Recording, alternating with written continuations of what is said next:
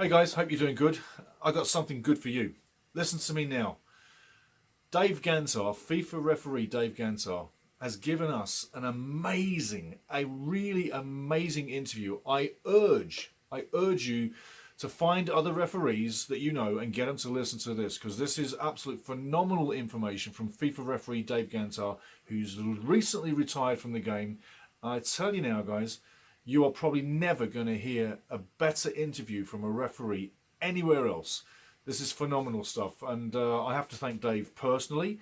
And basically, he's given out his last yellow card, he's given out his last red card, and listen to this interview, because at the end of it, there's something about Dave Gantar and yours truly that you're going to learn about, and it's worth listening to. It's long, but it's a great interview, so check it out, listen to it.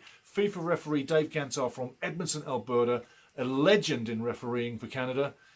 This is a great interview. And Dave, you rock. You're a fantastic referee, and thanks for the interview. It was absolutely splendid, my friend.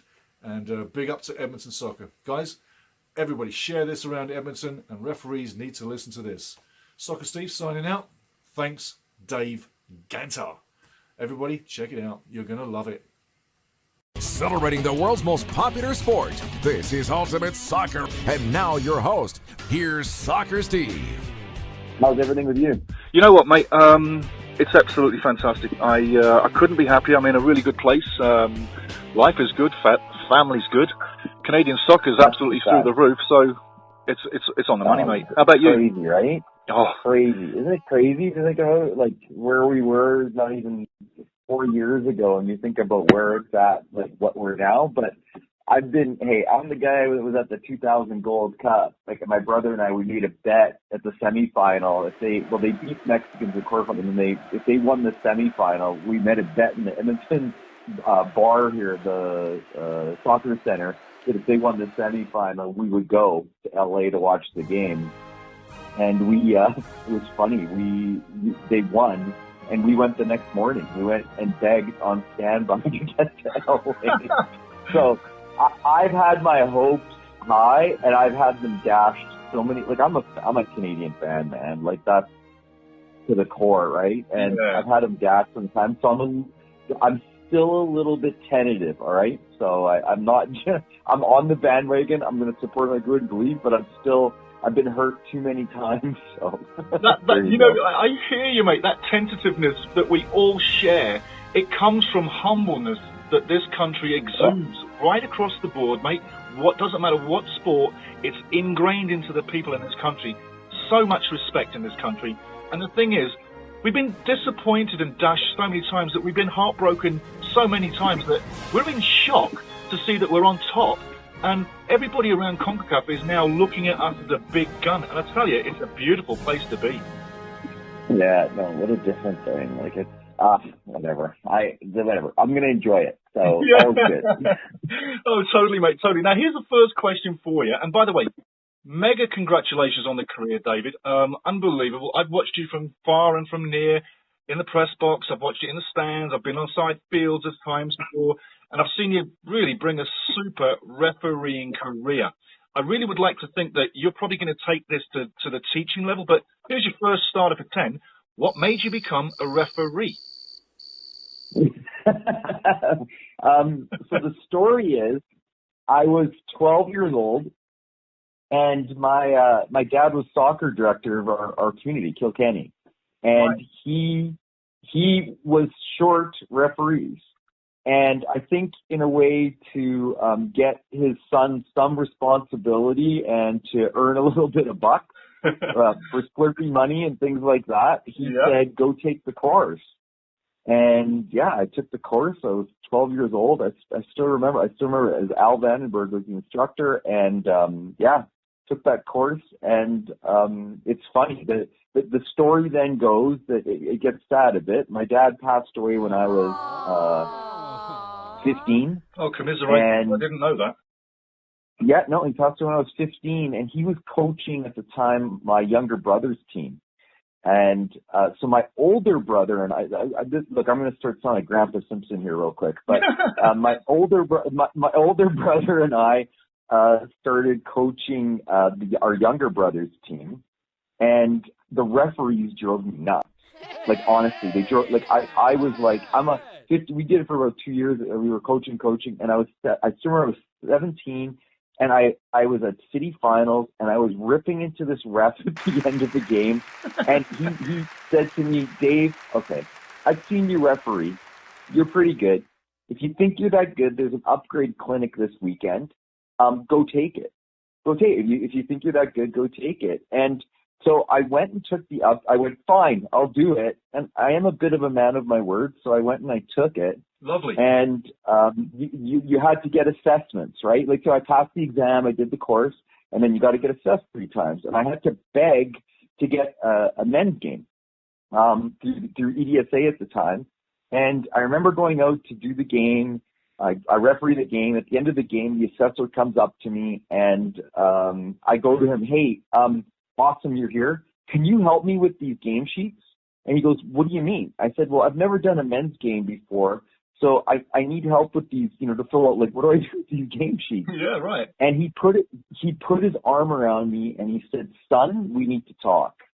And that was it. Seriously, I was 2 years later, I was off to national championships. 5 years after that, I refereed my first professional game. No, It was that it moved that fastly. So there you go. There's the version of events of how I got into it. So just a quick question here. What's the retirement age on referees for people listening in and are going to listen to this? I know myself, but just chuck it out there, Dave, because it's pretty much how your body will last over course is what I'm saying, yeah?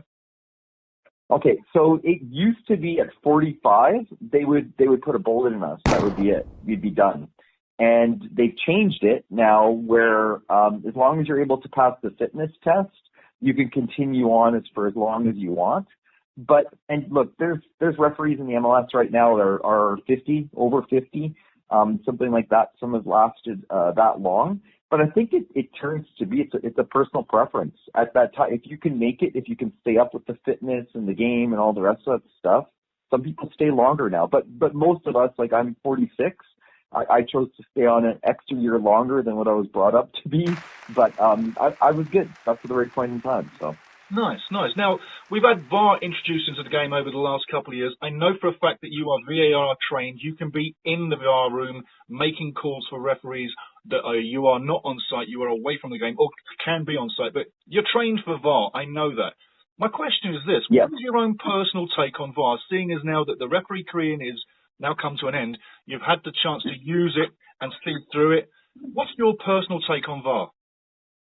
Okay, so when VAR first came out, goal line technology was the first step, by the way. Like, when that first came out, the argument and the demand for referees being right and, big decisions not being taken away from teams, as soon as goal line technology came in, it's over. Like, technology is in, VAR is in. I read today they're doing a trial on offside. Yeah, right? And they're doing a trial there for that. And it's going to keep on. There is a demand for the players can make mistakes, coaches can make mistakes, but referees cannot. It's not accepted within the game. It's not something that over time there's a demand that's for it. So my opinion when it first came out was, I'm an old school guy. I believe that part of what makes the game beautiful is the humanity of it, and and all of, like, referees are part of that. We make mistakes. I've made mistakes. I raised my hand and told people I'm sorry I made a mistake, but that's the beauty of the game. The referees don't go out there and cheat. I can tell you, I've never gone out of my way to cheat a team or gone out consciously. Like, we lose sleep over missed decisions. Now, so my opinion on VAR has evolved. It's a tool. Look, there's more and more of these tools that are going to show up in the game. And for me, as a VAR and as a referee that's used VAR, it's just another tool to help me get it right. And that's the way I look at it now. Yeah, totally, totally. I mean, hey, the referee cannot get it right, even with all of this extra help. There's still going to be mistakes. And I think that human part of the game needs to remain, because if we translate FIFA 2022 on a computer onto the soccer field, which is what you are watching when you see tactics nowadays, I think we're going somewhere millennially whereby this game come from another century. And I think, like you say, that human side needs to stay within the game. Now, moving on from that, no VAR in Concacaf. Pete out of Toronto emailed in, wanted to pose this question directly to you. So, Pete, your question's in from Toronto. No VAR in Concacaf. Why is that, Dave? Or what do you know about that? So, look, the expense for VAR is astronomical. Like, it is not a cheap date. And on top of that, there are certain stadiums where VAR is better implemented versus others where it's not. So you have a combination of the quality that's required for VAR as well as the expense that is, I think, for CONCACAF has steered them away from it for a period of time. I have heard, though, that CONCACAF is for the remaining World Cup qualifiers now kind of going forward in January. I've heard they are going to bring VAR in. So I don't know if that's official or anything. And it could be just a rumor. I could be completely wrong on this, but it's something that I've heard that they are rapidly exploring to bring in. Yeah, I've heard the same rumblings, and I'm thinking you're absolutely on the money. No, we can't confirm it, neither you or I, but those rumblings are making their little ways in and out of offices, and I think that by the end of January, February, it might become a reality, but I think possibly it may well be the last group of games that really is the most important part of this actual qualifying. Now, moving on, Canadian Championship was your final game of the season, final game of the career. What was going through your mind when you were refereeing that final game? And by the way, everybody, Dave Gantar is a hot referee, and he gets it right 9 times out of 10. Obviously, we do make mistakes, all of us in life. But if you want to referee on the field, and refereeing on the field, I've seen personally, been on the field, we'll get to that at the end of this. But Dave Gantar is your top referee. Now, your national championship game, Montreal, Toronto, in Saputo Stadium, your final game. I know you're thinking about the game going through, but what was going through your mind during the game as well? So I have to, I'll answer this, I promise you, but I have to say one thing. My final game, that's maybe my final professional game.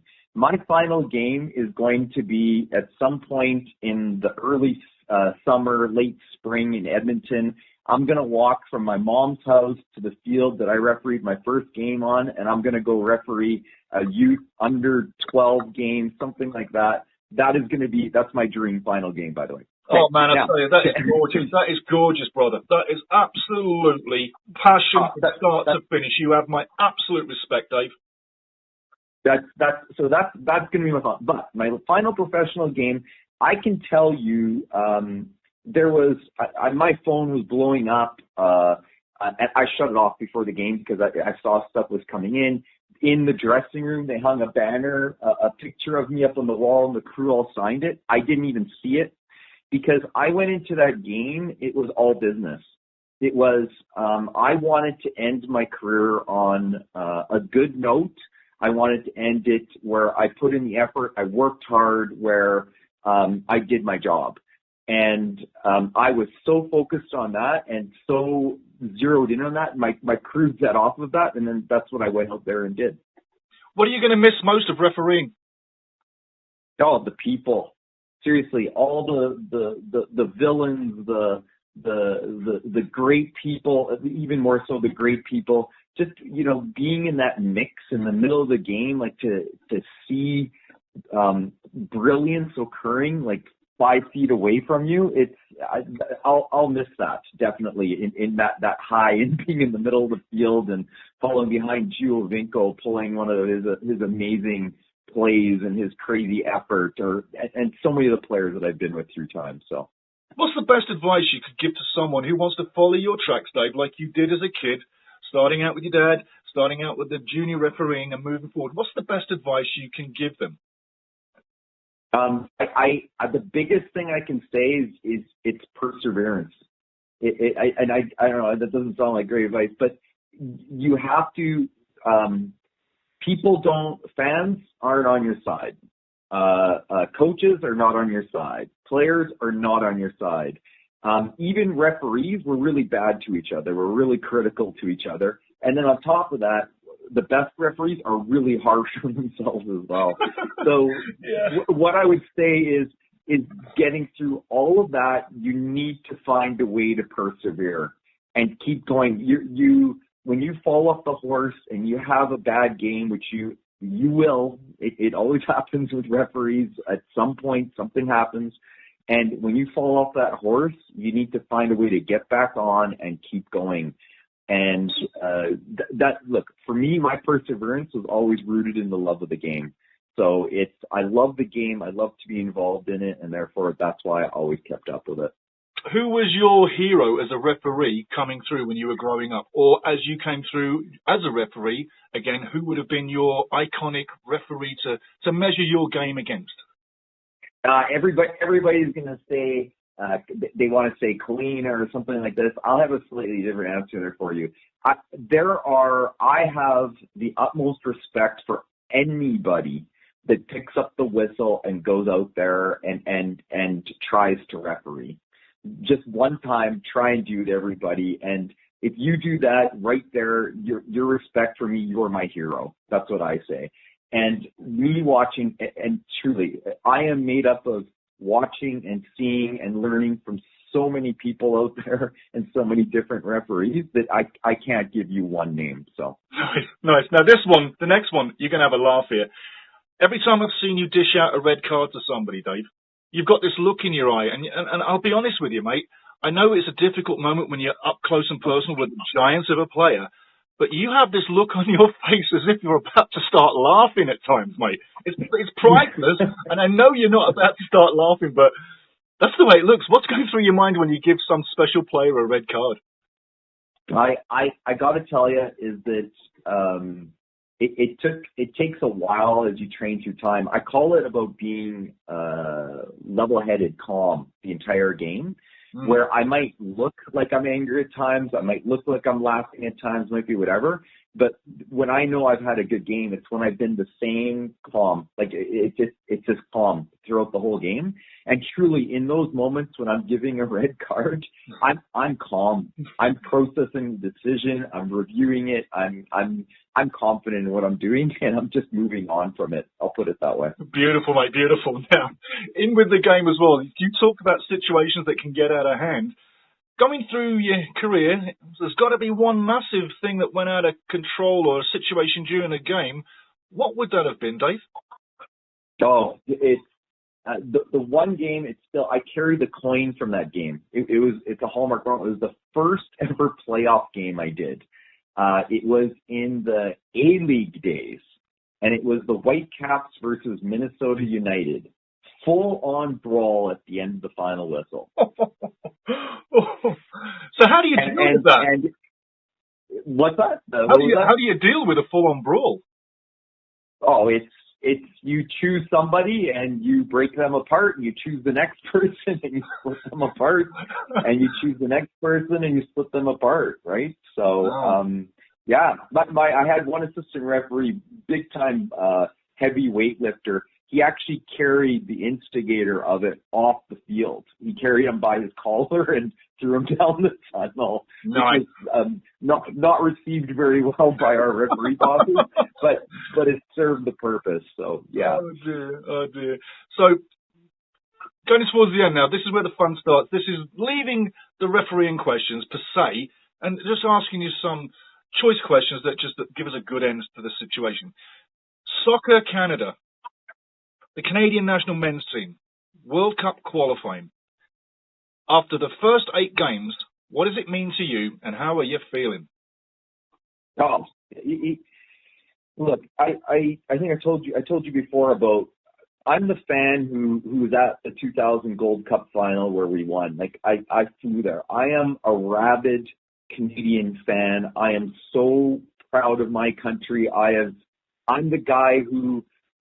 At the last time when Mexico was here playing Canada, when we were already eliminated in the Hex, yeah. My brother and I were in the stadium with only 6,000 other people, and we followed. We were with Campos. I don't know if you remember Campos, the goalkeeper. We were on the 8, right across the line, and we were the whole half. We'd be yelling on Campos, and then when he looked over, because it's such a quiet stadium, we'd yell, "You suck!" And I swear we get credit for that. I think we tied that game. Like, we drove him nuts. Like, he was. So I am a crazy fan. I was a crazy fan in Commonwealth for both the games. I like, seriously, for Canadian soccer, I can't be more proud and happy for what it's doing for us and for the program. So there you go. I remember that game because I actually commentated that game, and that was a tough game. And I mean, we drew that thing. We got something out of it, but that was back in the days where we were not great. We were coming through. Exactly. We were humble. Exactly. We had everything around the team, but we didn't have the grassroots support with these young kids coming through that are now feeding the national team, like Tejon, Jonathan David, Alfonso. You could go on, and there's more coming. So love your story. Love the Gold Cup reminiscence, because you know what? We've won a trophy in the last 50-odd years, and guess what? England hasn't. So we are on top of the world. Now, what's your favourite colour? What's your favourite colour? And don't say yellow or red. Green? No, green. It is green. Truly, it's Kilkenny was the color. We were green. Yeah. So I don't know. It just stuck with me. Green's always been my color. So you know, you and Dwayne De Rosario, you share the same favorite color of green. How about that? Not a bad color at all. Now, not Canadian, but what is your favorite team outside of Canada? You know what? I do not. I have none. I cheer for the referees. Honestly, the referee team is my favorite team. And you're gonna, no question about it. If you're talking CPL, I'm a loyalist to my home team. Like now I can be for Edmonton, FC Edmonton. But you know what? No, truly, I cheer for the referees. I've been in this too long to not. So. Now, I know you're all business on the field, and I know you're all business in your preparation because you're the consummate professional referee. But do you have any pre-game or post-game or superstitious habits? No, I've got silly stuff I do. So one of them is I can't bring my toothbrush and toothpaste to any stadium I'm in. Listen, mate, you're not British. You're not British. You've got good teeth. Don't worry. I just seriously, I don't know what it is. Something must have happened 20 years ago or something. And my hotel, I leave that toothpaste. And if I'm going straight to the airport from the game, the toothbrush and toothpaste stays in the car. It does not come into the stadium. Oh, that's beautiful, mate. That's beautiful. And what's next for the ref? What are you going to do next? I really don't know. I've been getting advice from some really wise people that it's important to. It's a big change, right? This has been something where for 5-6 days a week it's been prescribed what my workouts are. I've been sending in data. I've been doing games, traveling a lot, and people have said create some space for 6 months, something like that, and just figure out who Dave Gantar is without refereeing. And if you have a drive to come back into the game at that point with instructing or assessing or supporting referees locally, I will be there for them during that 6 months, but nothing in an official capacity. I think I'm going to take a bit of a break. So yeah, well, you totally deserve it, mate. I mean, come on, it's been a lifestyle which you're now changing, correct? Correct. So it's and look, it's time. My wife, I spent 160 to 200 days per year away from home, and I hope our time together will be good now, and I won't drive her nuts by being around enough. Totally, and time with my brothers, nieces, nephews, my mom. You know, there's a lot of family time planned in the near future, hopefully. Now, they normally say soccer widow, but I guess your wife is a referee widow. It's funny. Do you remember Jeff Winter? Yes. He was a Premier League referee, Great right? referee. Yeah, he came to Edmonton a while back, and he came with his wife. They did a couple seminars or whatever here, and his wife. This is 15, 20 years ago. His wife pulled my wife aside and said that exact term. You will now be a referee widow. So, Yeah. That's brilliant, mate. It is a coin. Yeah. I'll tell you what, Jeff Aston. Does Jeff Aston say anything to you? No, not Way when? back in time. I had the pleasure of meeting Jeff in England when I was a little guy, when I was like 15. And he was a referee from the 66 World Cup that invented the yellow-red cards. Lovely fellow, but the one thing about him, he was just nothing but business. And he only had a smile. There was nothing else. A smile, talk, and away he went, because he loved what he did. And I know you loved what you did too, Dave. So from the national team, from the fans, and from all of us out here, I want to thank you for being the best referee I've ever seen in this country. I'll go even further. I would say you're the best referee I've ever seen in the MLS, the A-League, USL, and the rest of the grassroots. Plus, why do we not see more guys like you? You know what? I think a lot of people out there would say, I wish they would see less people like me. But, what I can tell you is what you saw from me out there was me being me. That's right. Me. That's my personality. That's who I am. And I've always stayed true to being me. There's times it was difficult with what the leagues wanted or with what my bosses wanted, but I can tell you that being me, it's who I am. And so to answer your question, nobody is going to be me. They need to be themselves to be truly successful, and that's what I hope they do. They find out who they are, and then they work towards that. Absolutely. And to finish off, Dave, I was on the field that you were officiating a game on. I won't say the league, but it was a super game, super league, and you actually carded me. And when you carded me, I had no excuse. It was a late tackle. I caught a guy, and you carded me, and I never said a word to you. I just took the card and went, yes, Dave, no problem. And in the second half, it happened. It happened, buddy. I got another one late. And guess what? You sent this guy off, and I walked straight off, and I never stopped laughing because I'm like, I feel like such an idiot. But that's why when I say about the red card incident, you weren't having a laugh. You weren't taking it personal. You were doing your job. You were all business. And I tell you what, I loved you sending me off that day because I deserved it. And you got it right. And you're the best referee I've ever seen, like I said. So people, from start to finish, Dave Gantar, FIFA referee, you've heard a great interview here. And really, Dave, you've given me a fantastic interview. I'd like to thank you personally. And for everybody out there listening, Dave Gantar, remember that name. I'm sure you're going to hear it again because Soccer Canada will probably have this man at the top of the refereeing division in short term. David, it's been a blast, mate. Thank you so much.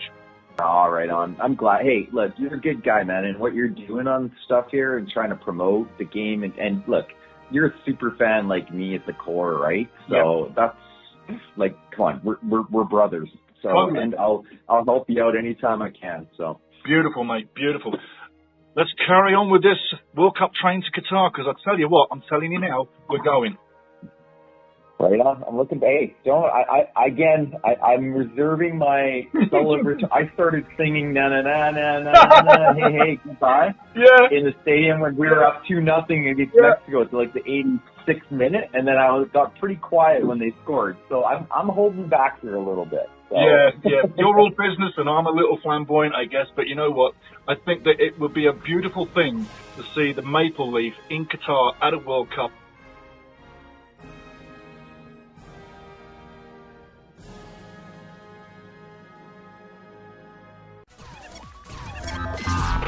This is Ultimate Soccer with Soccer Steve.